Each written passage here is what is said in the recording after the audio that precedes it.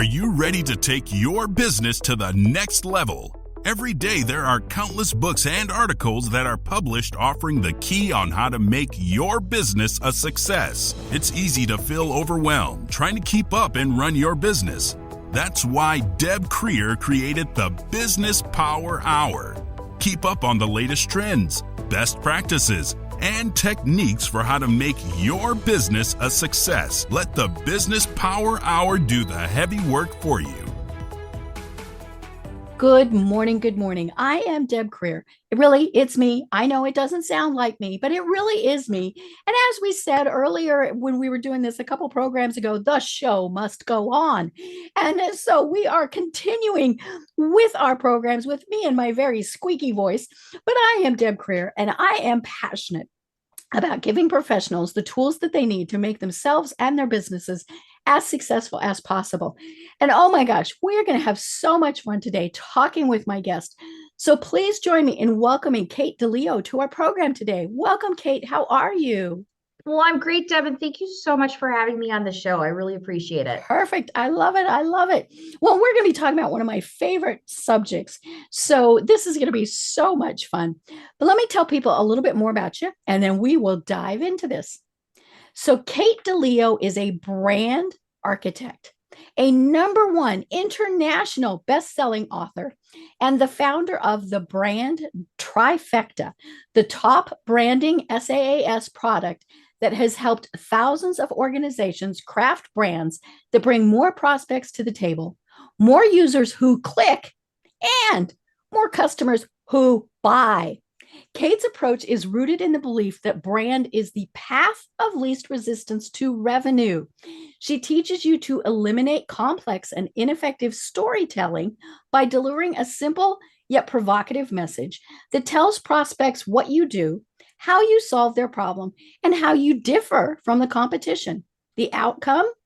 Brand conversations that convert. So again, Kate, welcome. Thank you so much for having me. I'm excited to talk today about all things brand and business with you. I love it.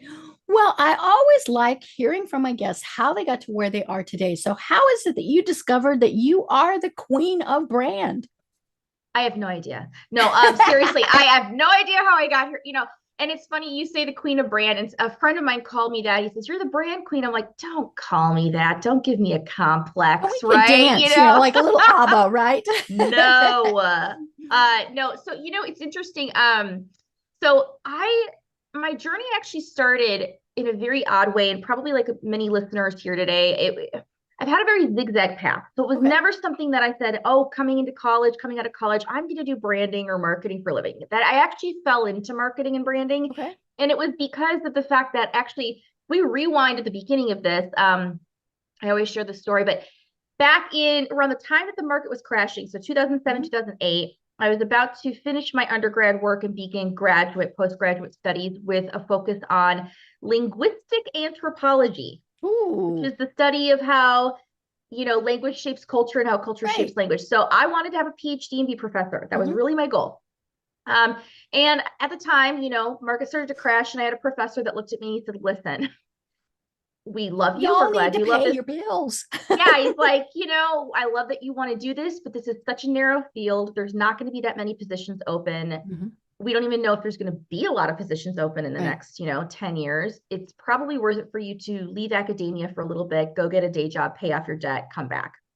And so that's actually what I did. And so, it was hilarious because my Italian father was like, "Yeah, you need to get a job and leave my house. Like, you need to leave." Shoo. Yeah, bye-bye, bye-bye. So I took a sales job, and this is where it kind of began, is I took a sales job, cold calling IT professionals. To sell them $2,500 training classes. Ooh, cold calling? Cold calling. Yikes. And I'd never done this in my life. And they, typical, like at the time, they were laying off marketing right and left. So the only job that you could really get was a sales job. Right. So I was like, well, here we go. I might as well try this. So they put you through 2 weeks of boot camp and training, give you scripts, and then they kind of throw you to the wolves. And they say, "Okay, have fun. Here's your scripts. Here's a list of about 10,000 contacts.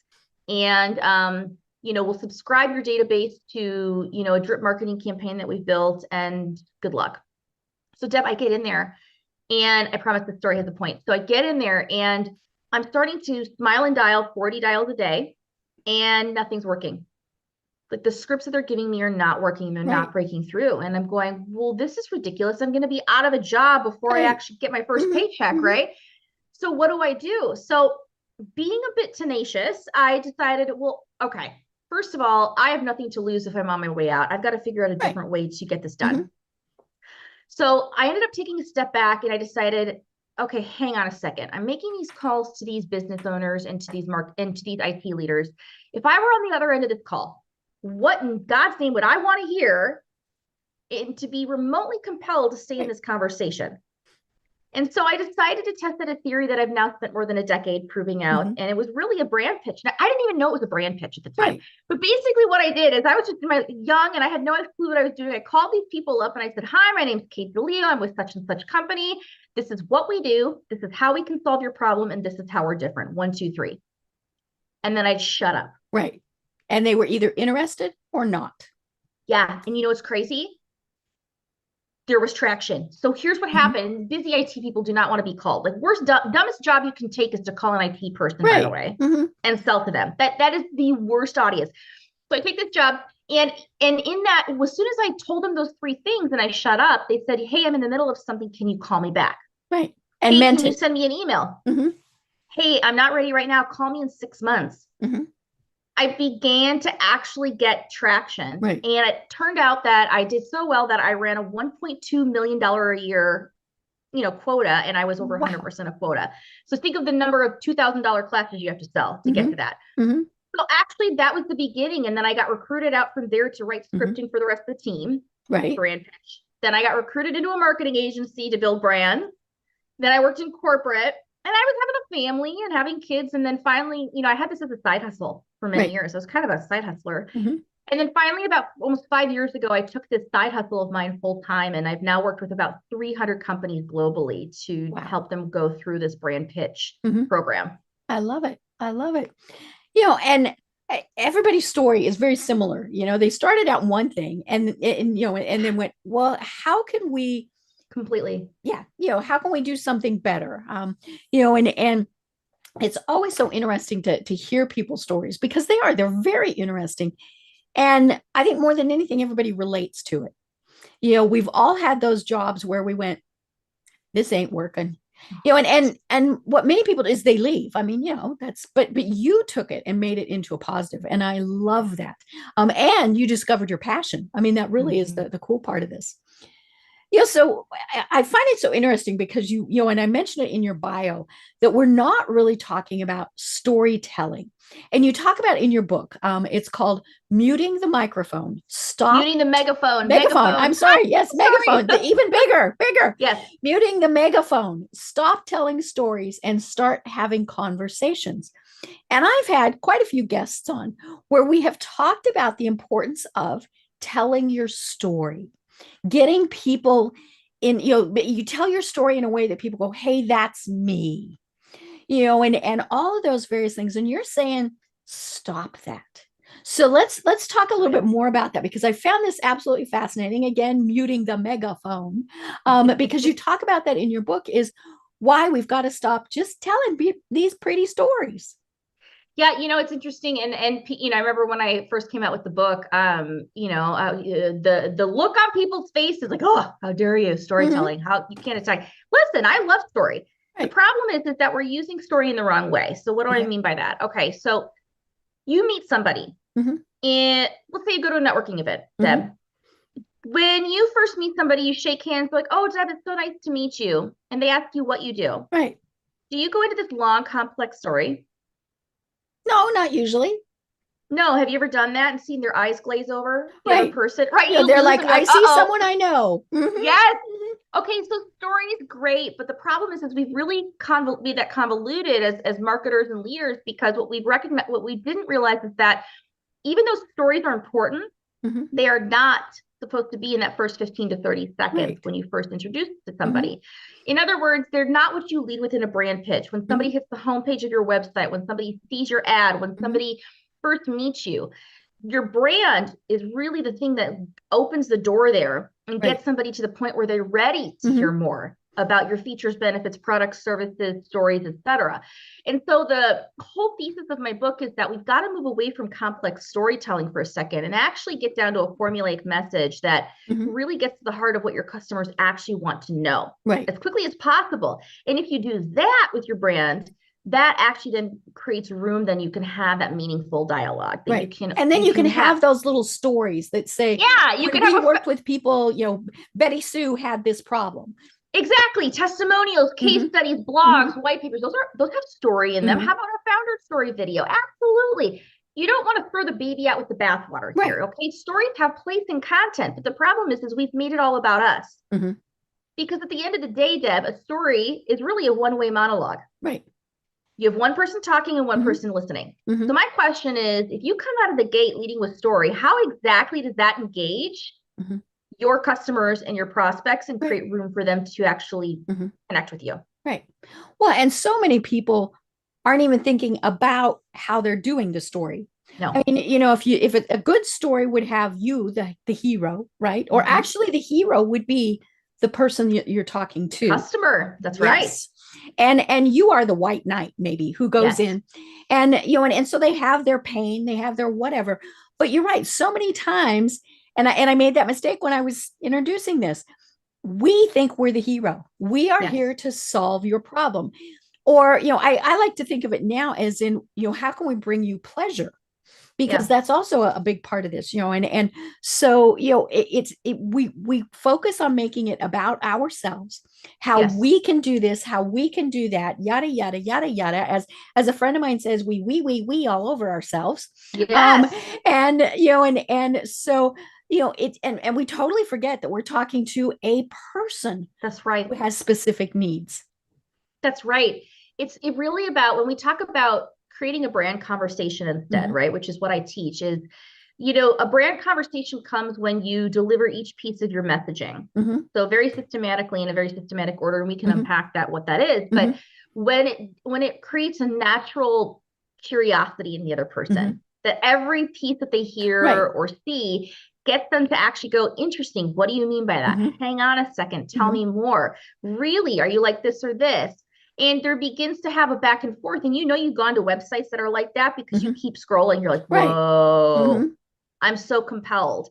It's not about slimy sales. Great brands create conversations by creating provocation. This idea that you're getting that person on the other end to naturally dig in and understand what's in it for me. And to do it in a way that, yes, you're talking about yourself, obviously, but you're doing it in a way that it's speaking to what they need more than anything.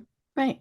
You know, and in your book, you talk about one of the things we absolutely need to figure out, and we talk about this all the time, is who the heck it is you're trying to reach. Oh my gosh. You know, and you know, I mean, I'm sure you hear this. I hear this all the time. So Kate, tell me who your audience is. And you look at me and you smile sweetly and you say, everyone.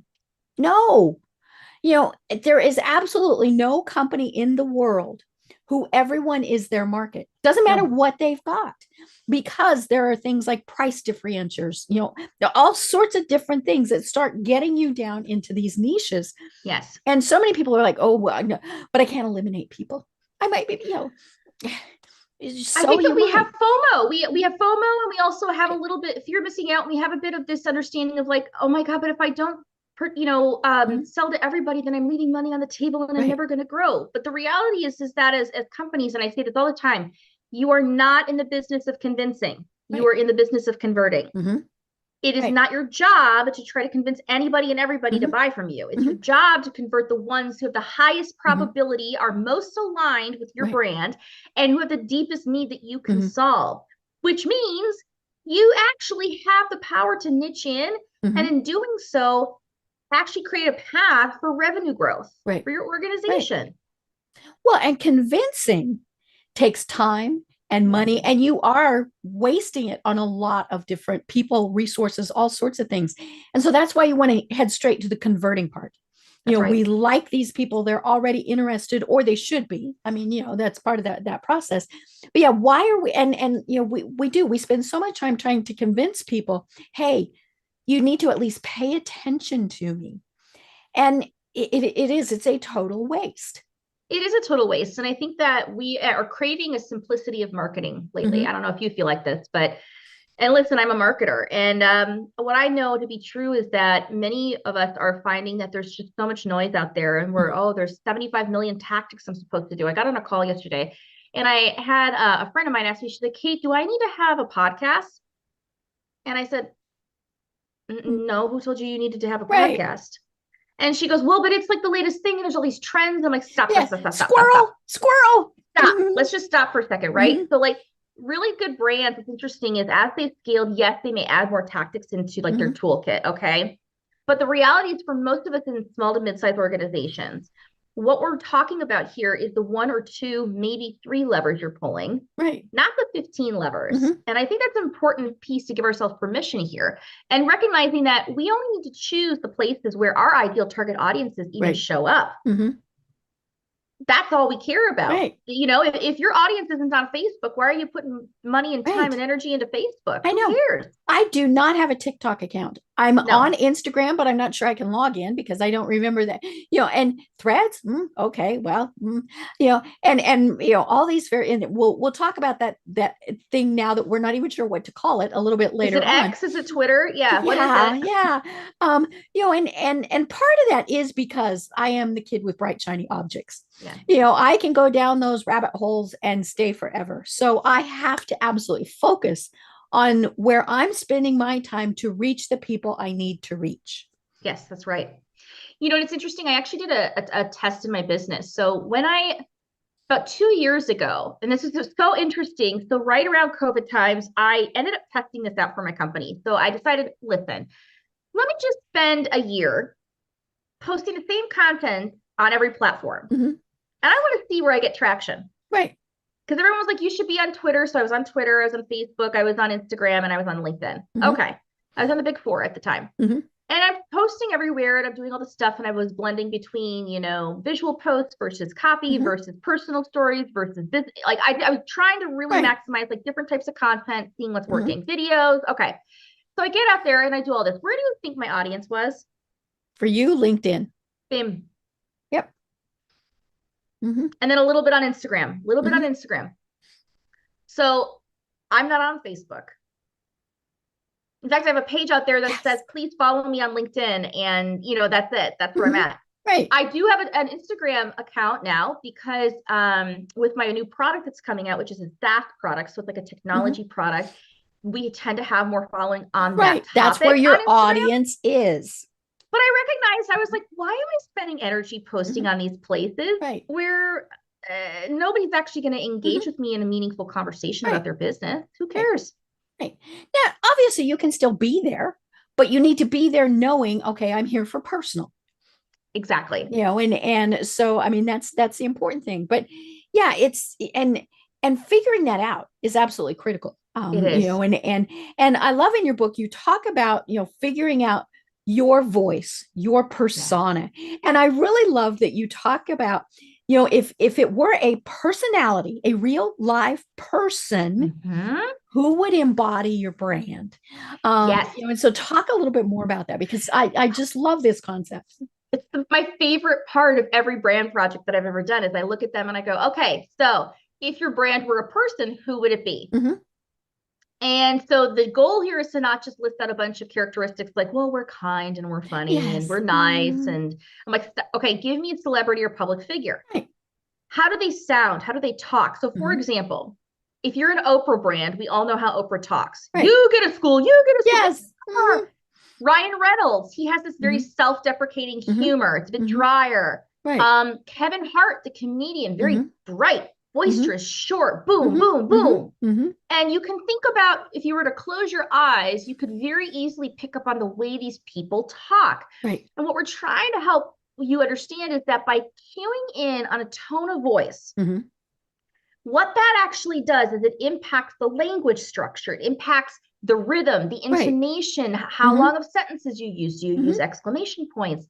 What that actually creates is a brand that sounds like you and seems like you. And so whether it's written on a website or you're saying it, everybody in your company is like, oh my God, that's so us. It's exactly how we talk about ourselves. It's exactly how we get along with our customers. And you got to know that too, Deb, because the principle is that like attracts like.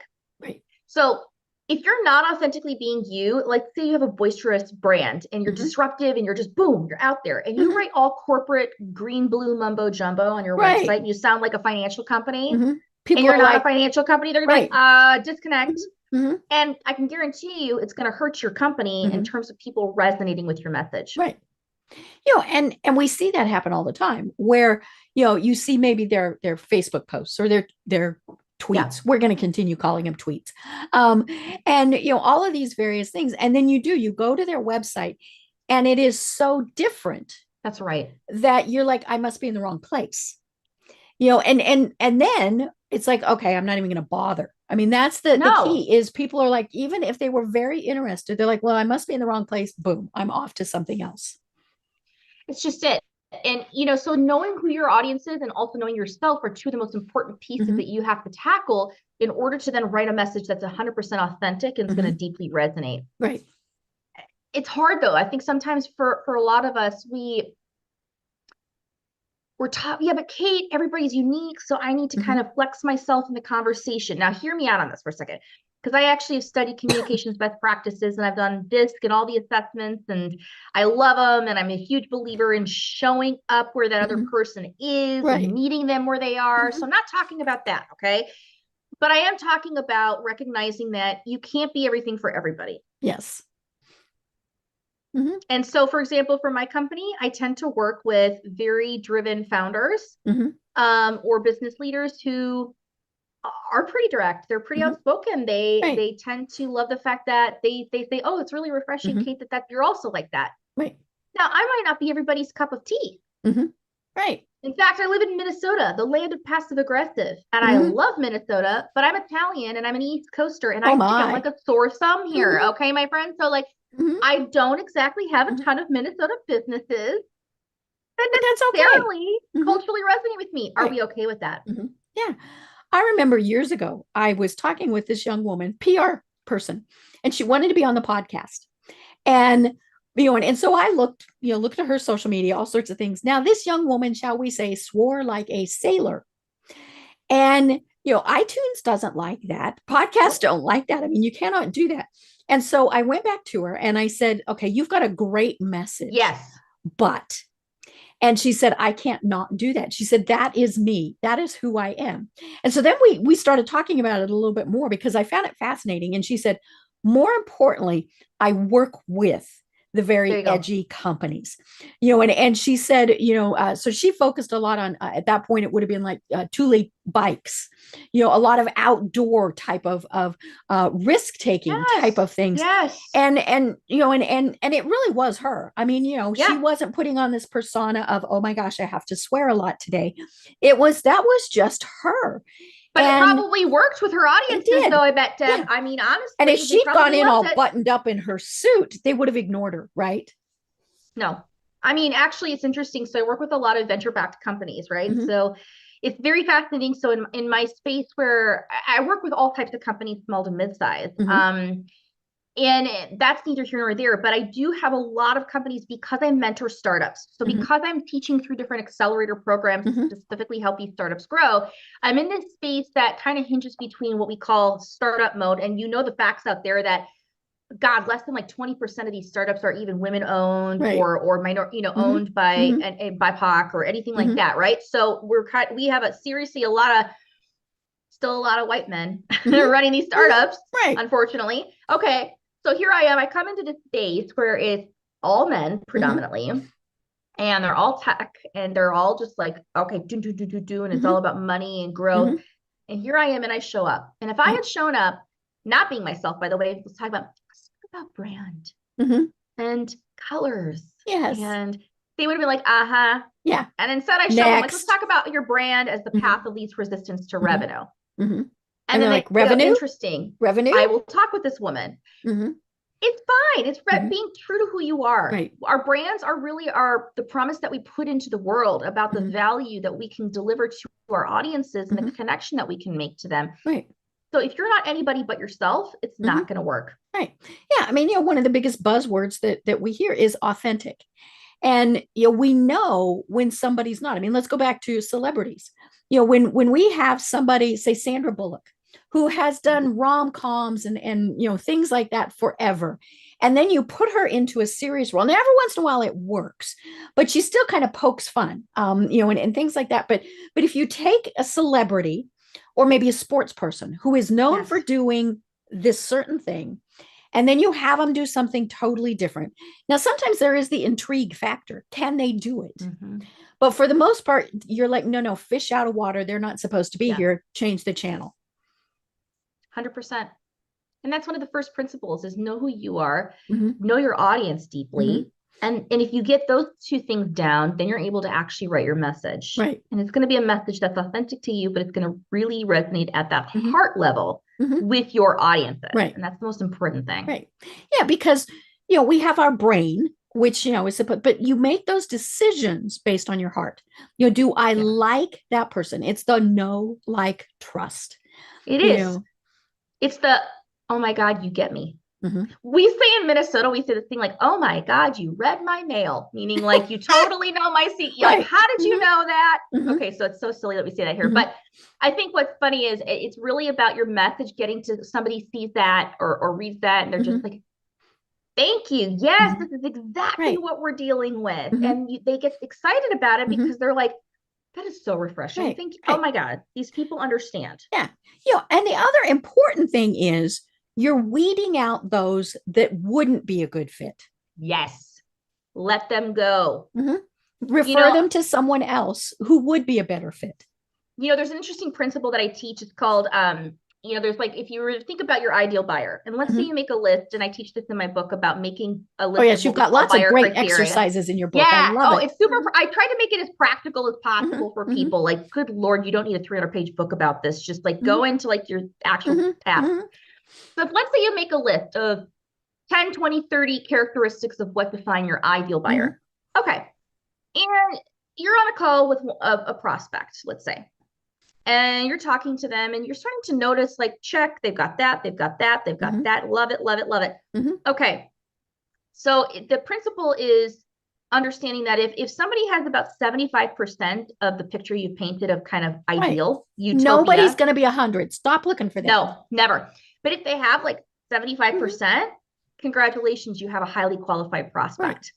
If they have about 60-ish%, timing, budget, maybe you could follow up with them kind of a thing. If it's 50% or less, let them go. Right.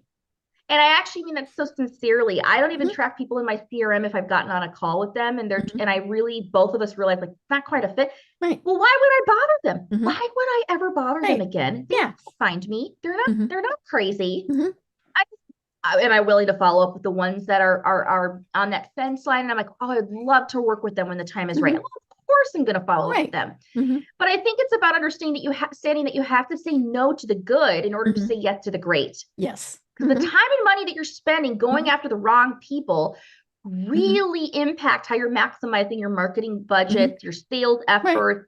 We only have so much time and energy. And if we're going after people that are somewhat okay, and we're not going after the few that are really good, we're not going to have closed deals. I can tell you that. Right. And it's tricky, especially when you're first starting out. I mean, sometimes you do have to take those needs because you got bills to pay, right?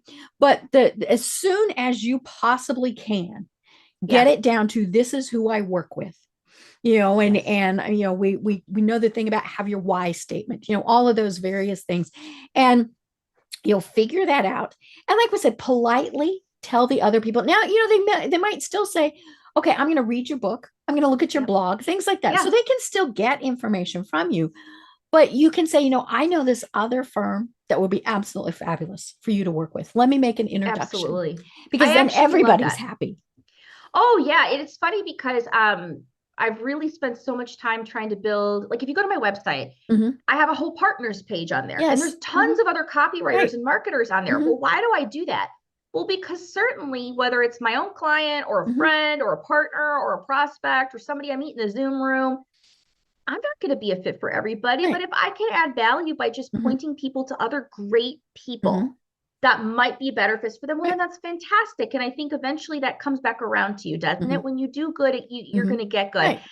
And I always have this principle that I never take referral fees. So if I refer somebody to somebody on my partner's page or a friend and they go make $1 million, God bless them. That's fantastic. Right. I'm not going to take some of your hard-earned money. No way. If they happen to send somebody to me eventually and I'm able to work with them, I'm tickled. I'm so excited, but it's, I think it's about recognizing that you don't have to serve everybody. And eventually some of the ways that you can start to grow your brand in the right way to serve additional audiences is also through adding new products or services too. I'll give you an example. So for me, I always was just a consultant. Now, to your point, not everybody can afford to have me in the room, let alone maybe they want me, maybe they want to do it on their own. So maybe they'll pick up a book. Great, not a problem. Then there's this gap I started to notice where I was like, well, not everybody can afford to have me in the room, or do they want it, but they also need more than just a book. So how do I bridge that gap? Teaching them my principles.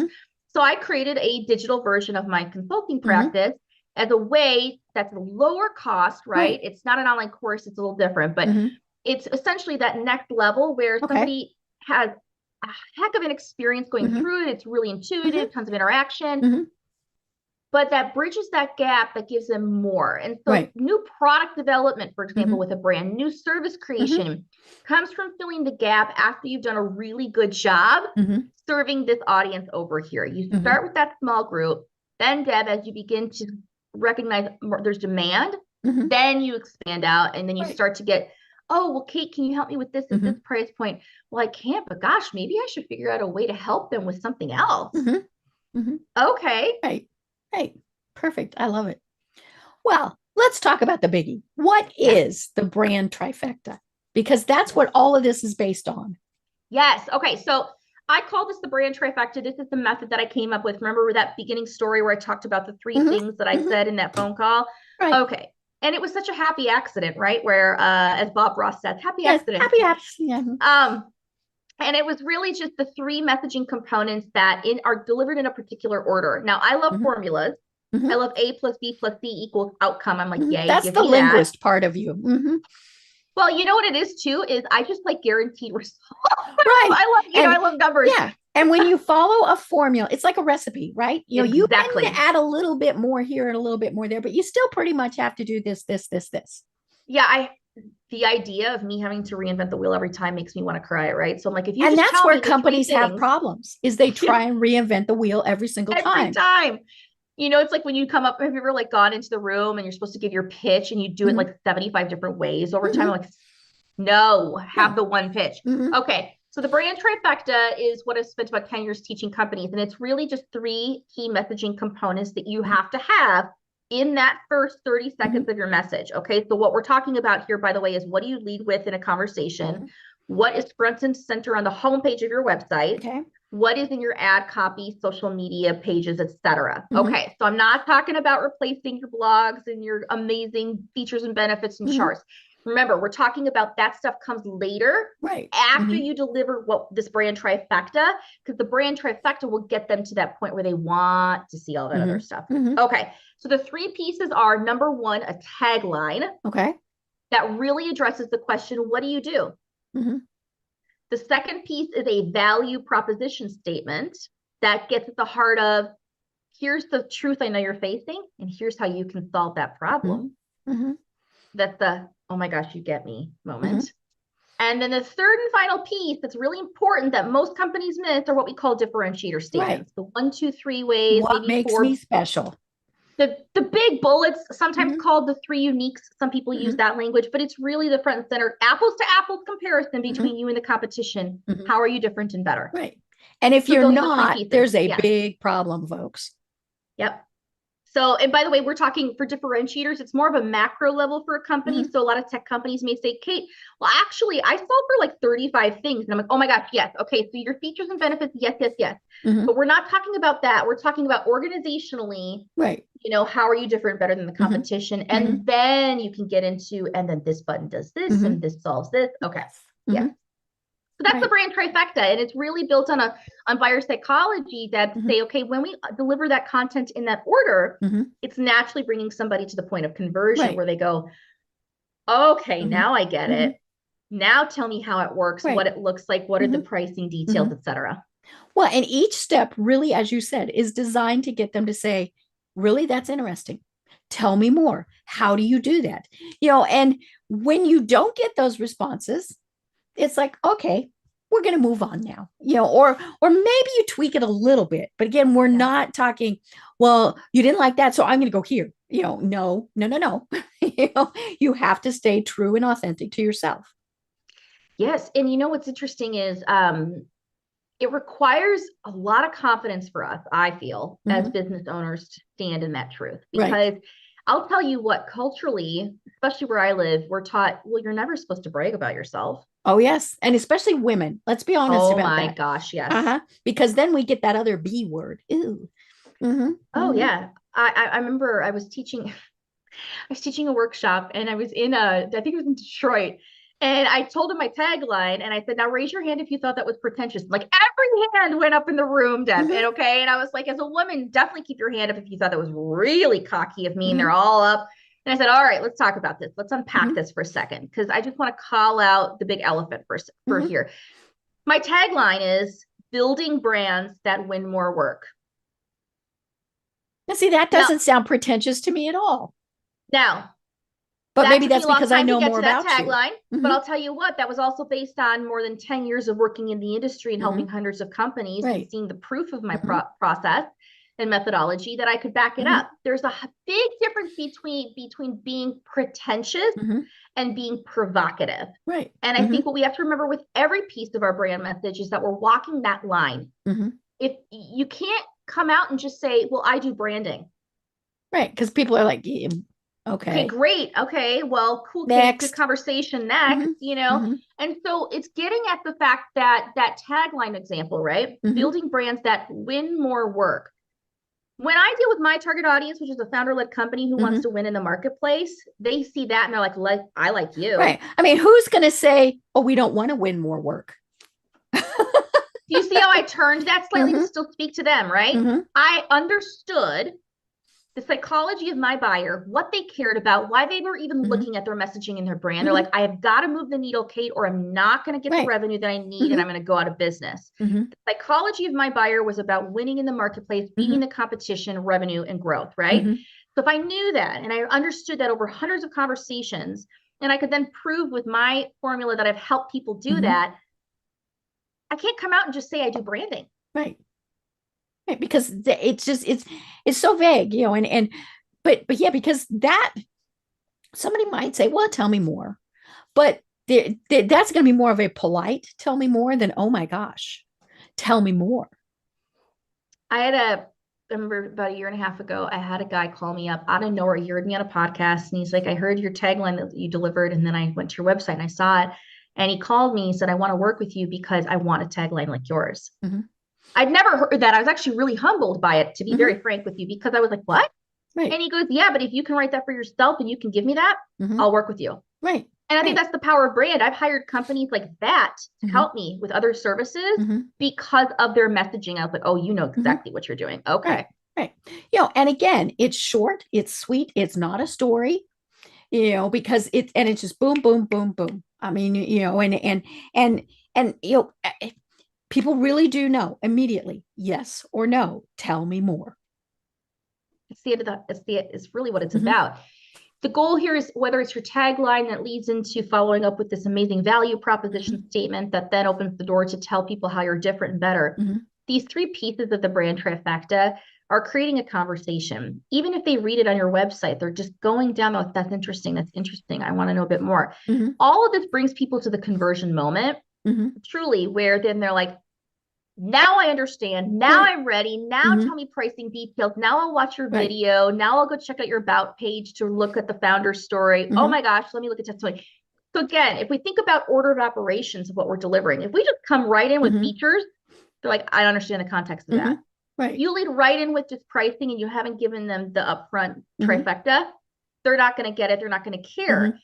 We have to remember that we need to bring somebody to that point of readiness in that first 30 seconds. And Mm-hmm. that's where the brand trifecta holds weight. Right. Right. Yeah. Now, here's one of the things that I loved about your book is, you've got your brand trifecta. you've got it here, and you have a mission statement, a vision statement, all those things that are up on the wall, and all of those other things. But you've got your brand trifecta. And then people are like, but we have all these different divisions and all these different products. And so tell us about then what? Is it the same brand trifecta? Which I know it is not. So, tell us more.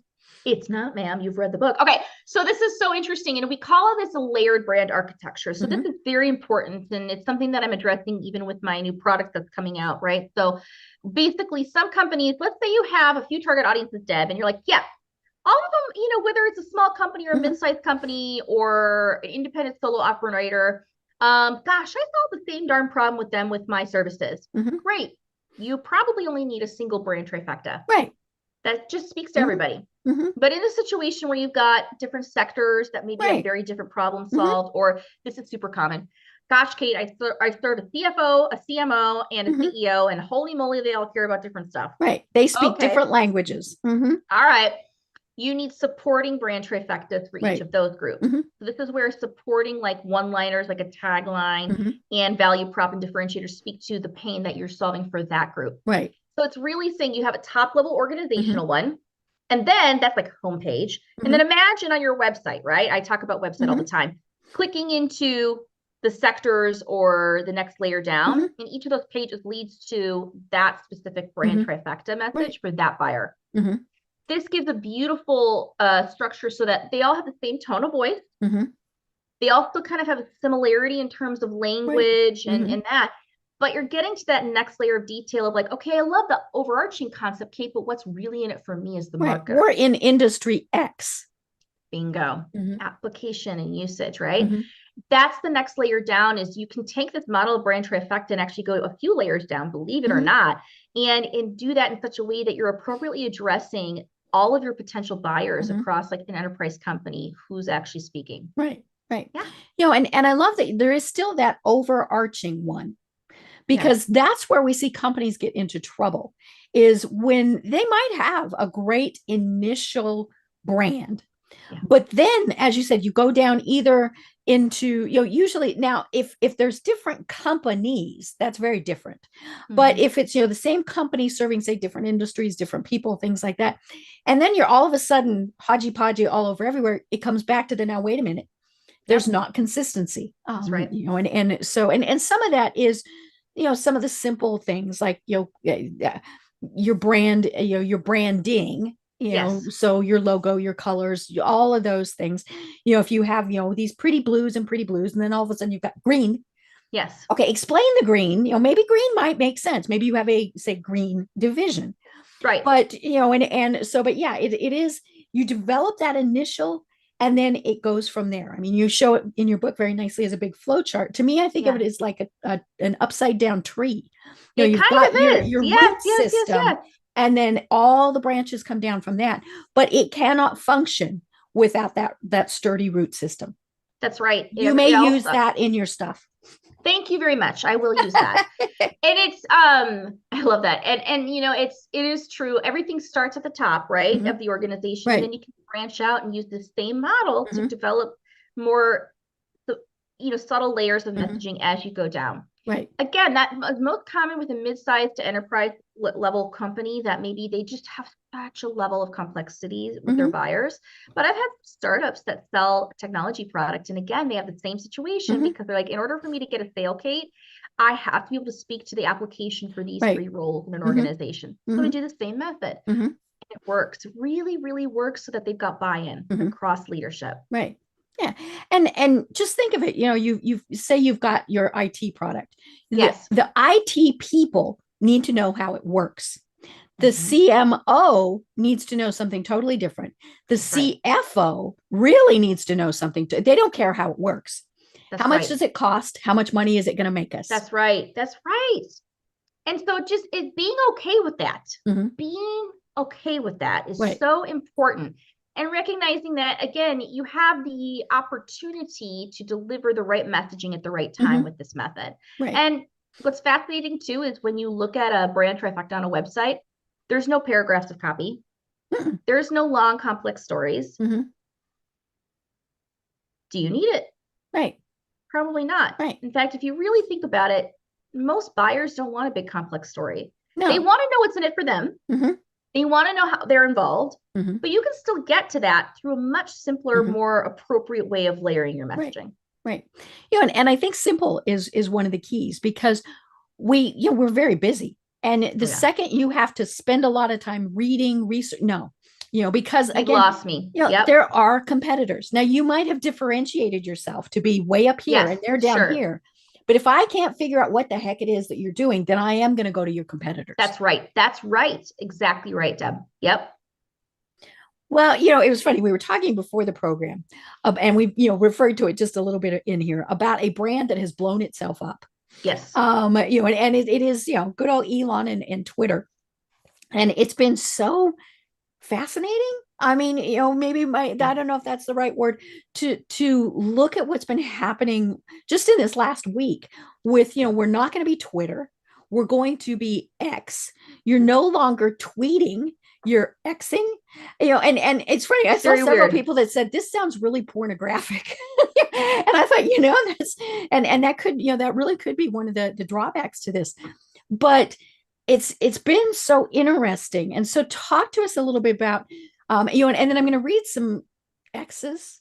I'm going to there you go. Tweets. Is it a tweet? Yeah, I know, from their new CEO, who, bless her little heart. I mean, you talk about somebody who is paddling upstream without even any paddles. Yes. I'm going to read some of the things that she has posted, because it's very interesting, their thought process. But talk to us about what the heck is going on at X. I'll tell you what, I mean, a lot of this is new in the last number of weeks, right? Mm-hmm. So it's still very fresh. I'm sure there's going to be a lot of analysis and data points about users and everything else, and advertising and, the financial impacts on the platform. Mm-hmm. But I remember when Twitter started to really become a fantastic platform back in what I call the glory days of marketing. Mm-hmm. We're talking 2010, 2011, 2012, and all of a sudden it was like, yeah, for sure, 2011, 2012, and it was just like, oh my God, it was fun. It was lightning fast. Mm-hmm. It was engaging. It was this, oh my God, news there that we couldn't get anywhere else. It was conversational. Mm-hmm. Mm-hmm. And I think there's been a transition to a lot of people being wary of being on Twitter because of how political it's gotten. Right. Whether you take a stance or not take a stance with on a variety of things. I mean, COVID was obviously one of the biggest things that caused a lot of issues on Twitter. Absolutely. And so I would say that my biggest caution in when we see a pattern like what's happened with Twitter is reinvention is not always good. Right. I think what we have reinvention to reinvent is not what you should be doing. There's a reinvention situation going on here that I go, did your users want that? Mm-hmm. Did they want to be using X? That's the thing. Did your users want change? I don't think so. I think they probably wanted leadership change or political change in the way that the platform was done, but did they need a new name and a new brand? Not necessarily. Right. I think you cannot mask company issues with a rebrand. And I can't stand when I see this, because 99.9% of the time, most of us never need a rebrand. We need to adjust our messaging, but that's different. It's like a quarter turn of the message. In this situation with X and, formerly Twitter, I really think that they have shot themselves in the foot. And I think that they are going to see a huge decline in usership over the fact that essentially with a rebrand such as that, they have decided that they are no longer what they were. Right. And in that scenario, you run a perilous risk of turning off everybody that has actually helped build your organization. Well, and especially when there are other options. I mean, we're at Threads, I'm not there yet, but who knows? But yeah, so here's a couple posts. We're just going to call them posts from Linda Yaccarino, I think is how you say her name. So she is the CEO. And she said, it's an exceptionally rare thing in life or in business that you get a second chance to make another big impression. Twitter made one massive impression and changed the way we communicate. Now, X will go further, transforming the global town square. And then her next one says, for years, fans and critics alike have pushed Twitter to dream bigger, to innovate faster, and to fulfill our great potential. X will do that and more. We've already started to see X take shape over the past 8 months through our rapid feature launches, but we're just getting started. And then she says, there's absolutely no limit to this transformation. X will be the platform that can deliver, well, everything. Elon Musk and I are looking forward to working with our teams and every single one of our partners to bring X to the world. So, I mean, my first thought when I read all this, first of all, the name is just stupid. I don't know if it's a placeholder. To me, it seems like it's a placeholder, right? You do that when we're writing, you put an X, because you're going to go back in and fill something in, which that may be what they're doing. To me, that's really stupid because then people are going to have to shift their minds again. But it was so important where she says there's no limit. It will be the platform that can deliver everything. That goes back to what we were saying before. You cannot be everything to everyone. Correct. And this is where I think the downfall is. I think that the other thing that I find very odd, and we know this because Elon Musk named one of his children, like, I don't even know what symbols. Poor kid, he's never going to be able to go to kindergarten because his name won't fit on the form. I'll say this: Elon Musk is a brilliant person. Oh, he is. He is look at what he has done. Mm-hmm. Yeah, when you think about his successes, I'm just going to state that I have no beef with Elon. I think the brand decision with Twitter was not necessarily the smartest one. I'll just say that, right? I have friends that are avid Twitter users. They don't care much about this transition. Some people are they're freaking out about it. Listen, just from my brand perspective, I think that when you move to a brand that is actually, from a language standpoint, I find it so fascinating moving to just a symbol. It's Prince found out that didn't work. I was going to say that actually. Yeah, Prince found out that didn't work. And I think what's really important is that while there's a beauty and simplicity that I think Elon's going for, and there's a lot of symbolism there, language is still language, and people need to be able to glob onto something that makes logical sense. And so when you just use something like an X, think about how much confusion or just vagueness that can create for the marketplace. There's no clear understanding of what it is. And while I can understand based on Yacarino's quotes that gives room to be everything for everybody, what are you building? Are you building a machine? Are you building the empire? Are you building a marketing platform? Are you building? We don't know. We have a lot to let unfold in front of us to see what they're actually planning to do. But I just think from a branding standpoint, Deb, wasn't smart. Oh yeah. And I mean, it's interesting to watch, but I mean, you look at other brands. I live in Atlanta. So two of the biggest brands in the world are here, Coca-Cola and Home Depot, right? Two of the biggest brands out there. Just think if they now Coke tried it, right? They had new Coke and it tasted horrible. And they very quickly went, oh, this is not going to work. I mean, they backtracked really fast and went back to classic Coke. And now I don't think new Coke, whatever that formula was, it's probably become something else. But, they figured out people liked classic Coke. If Home Depot all of a sudden said, hey, we're going to start having restaurants, again, people go, no, that doesn't make sense. Now could they launch a totally separate company? Sure. And that's what we see all the time. But when you take an existing brand and drastically change it, you'd better have a really good reason. And I don't think Twitter does. I saw another article today, and I don't remember if it was Forbes. It was one of the big publications that said, the big thing is Elon just doesn't understand social. And I think that's very true. I mean, he doesn't understand that, like you said, he doesn't understand why people are there. People were there to communicate quick, fast. Now, we did like it when we got to do longer tweets, right? Because I'm like, I can't do 140 characters. That's just never going to work for me. So when I got to do longer tweets, I kind of like that. But yeah, I mean, you were there to have these quick, fast little conversations, get information, and then go merrily along on your way. I remember like being at baseball games, 10 years ago and tweeting, hey, is there a storm coming? And, people, things like that. I mean, you did that just to get information very quickly. But yeah, this being everything to everyone. No, I mean, they can't, because for one thing, you've got so many people who just aren't on Twitter. So what are you going to do with Yes. them? And so it's very interesting. And we've seen companies that have tried to reinvent themselves for whatever reason. And sometimes it works and sometimes it doesn't. Another one of the big ones here is we had SunTrust Bank, which is now Truist. It's very confusing. People still call it SunTrust. Now but what they did was it went over a period of time. Yes. And so it was, SunTrust, and then you'd have Truist on it. And then it was Truist, formerly known as. And so they got people used to it. But the important thing was they basically just had a name change. That's a different situation. Yeah. Than what's going on with Twitter. Yeah. Changing your name is very different than changing what you do fundamentally, which I think is what X is doing. They've stated very clearly that this is going to be bigger and for everything and for all the things, which actually signals that they're reinventing what the organization is about. Yeah. So again, when you have that situation, clear and simple, sometimes new brand offshoots are a better way to go. Right. I've seen companies fold and then just relaunch. That's a better way to go. It's sometimes fine to do that. I think especially if there were issues.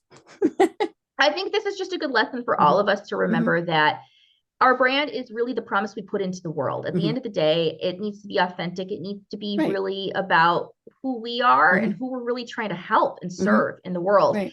That's at the end of the day what we're all here to do, right? We certainly want to grow, we want to make money, but we hope to goodness that we're doing that as we help others and add value, right? And so we have to just stay true to that. It's not about what's cool. It's not about what's hip. It's about what's really authentically who we are. Right. I love it. I love it. And like we said, it'll be interesting to watch. So we'll definitely have to have you on again to see how this folds down. But tell us, okay, so we talked about your book, and we'll have a link to it in the show notes. But again, it's Muting the Megaphone. There you go. Stop telling stories and start having conversations. And it's short. I think it's 132 pages. I mean, it's very easy, quick read, lots of great exercises. Even if you think your brand is absolutely fantastic, folks, go through it and make sure that there's not things that you should be tweaking and working on. But tell people how they find you and what are the services that you provide. Yeah, absolutely. So obviously, if you are following Deb and you're on LinkedIn, come find me on LinkedIn, please. I would love it to connect with listeners. And I do all the time, by the way, and it's fun and I get questions. And so please follow or connect with me on LinkedIn. I would love to have you do that. The other thing is you can certainly find me on my website, DILeo.com. That'll be in the show notes. And a lot of information out there about my branding approach. Now, I am a consultant. I work with companies one-on-one. But Deb, what is exciting is coming up at the end of September 2023, I am launching my own technology-backed version of my consulting program. Cool. It's called the Brand Trifecta. And it'll be at brandtrifecta.com. So keep an eye out for that this fall, because that is another really cost-efficient way of really going through the process, the method that I've helped hundreds of companies, thousands of companies go through, but do it in a way that's still interactive. It's extremely has built-in accountability.